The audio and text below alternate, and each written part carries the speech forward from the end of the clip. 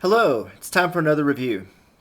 Well, this time we're going to do something a little bit different, kind of a departure from my first few videos. And what I want to do is show you a vintage item that I picked up and how it kind of inspired me to find some more vintage items. And this was kind of accidental because when I bought this National Geographic, I bought it. It's February 1929, and you might have already noticed that I like to look at ads, old car ads, and I mean that's awesome, and that's kind of why I bought it. But anyway, I was flipping through it, and I found a really awesome story. Look at that old Whitman's. Isn't it funny how the Whitman's boxes never changed? Anyway, I found this old story called Buenos Aires to Washington by Horse. And it's about Amy Felix Tschiffely. And he was an adventurer at this time. And he was actually quite famous. Kind of a since Lindbergh was around this time anyway, he was kind of a Lindbergh type of character. And what he did is he rode these two horses, and their names were Mancha and Gato. He rode them all the way from Buenos Aires to Washington, D.C. I mean, that is amazing. It's really amazing. And considering that this was 1927 when he pulled this off, here's a little map. Buenos Aires all the way through this rough terrain. I mean, this is unforgiving terrain through mountains, the Andes, through the Pampas. I mean, and through revolution, and because this was kind of a turbulent time in some of these countries, all the way through Mexico, across Panama, all the way to Washington, D.C. And it was a really thrilling article. So I read it with a lot of interest, and I actually read it in one sitting. I just couldn't put it down. And it had some really good pictures. There's a picture of Mancha and Gato. Gato was a smaller horse, which means cat because it was a cat-colored horse. Anyway, I'll get there now. There's a picture of Tschiffely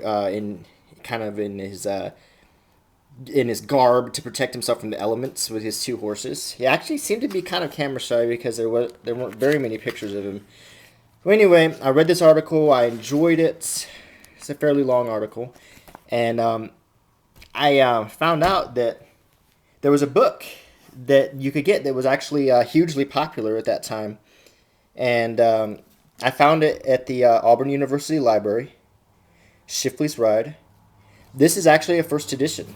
The book actually was published after the National Geographic article, and there's another picture of the two horses.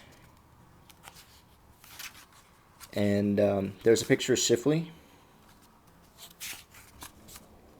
And the note says, parts of this narrative in highly condensed form originally appeared in the National Geographic magazine, to whose editor's acknowledgement is herewith gratefully made. So it was really cool that I found this National Geographic from 1929 that was referenced in this book right here. As you can see, he dedicated it to Mancha and Gato. And I just want to tell you, when I picked up this book, I could hardly put it down. It is just a thrilling, action-packed, awesome story about achievement and survival. And he has just an amazing journey, an amazing adventure, and he really loves these horses too. And it's a story about a man with a great degree of compassion for animals, which I respect a lot because I personally love animals. I'm a general person. I think animals should be treated with lots of respect. Well, anyway, this was a library book, so I couldn't keep it, and I really, I have to turn it back in. So my beautiful, lovely, gorgeous wife, for Christmas, actually located a first edition of Tschiffely's Ride and gave it to me. And this is the real thing. I mean, this is a first edition of the book. These are actually very hard to find, and if you go online and look for a copy, you'd be surprised how much it is. And it's interesting because this was a really popular book when it came out, but it seems to have sort of slipped by the wayside. Like, it's sort of hard to find it. It seems to be long out of print, and I think there might be some fairly desktop-y published versions of it floating around out there, but it's just not like what you would expect from such a thrilling and such a good story. And the inside of the book actually is identical to the library book I was just showing you. It's actually the same book. Let me see if I can do a comparison here for you.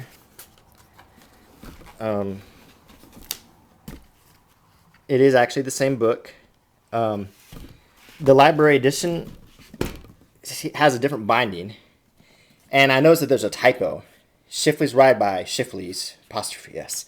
Don't quite understand that. I wonder if they actually did bind it. And I thought it was interesting too, because if you look at the checkout history, I was the last person to check this out since 1982. And it goes all the way back to 1955.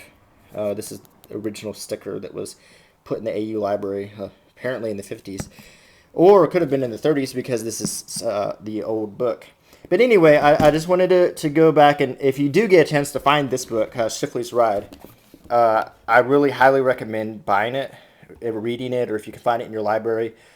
Or, I mean, this is just a great story, and some more interesting events that happen. The guy, the character, Tschiffely, the man, he tries everything. I mean, he just lives life, and he loves life, and I can relate to that, because I've been kind of an adventurer in my life. I've been around the world, and I really do love trying different things, and he tries everything along the way. He sleeps in people's houses and gets to know their cultures, and it's just really interesting to see how a person in the 20s, a time period which we kind of regard as, backwards, how this person actually had such an appreciation for different cultures and a respect for them, and he didn't have a prejudice like we sort of take for granted was so widespread at that time. So I think that was one of the things that I really liked about the book too, that he was just a very non-judgmental guy. He took things as he saw them, and he respected cultures.